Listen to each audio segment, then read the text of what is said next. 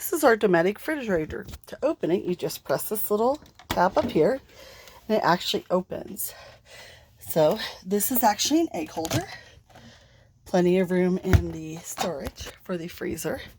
And to actually work this, if you look here, it's actually in the on position right now because it's down. If we press up, you can kind of see it's raised a little bit off, and then we just press it down again for on. And then right here, right now, we want it up for gas, and it is up for gas, but if you press it, you can actually run it off of electricity. There we go. That is our refrigerator.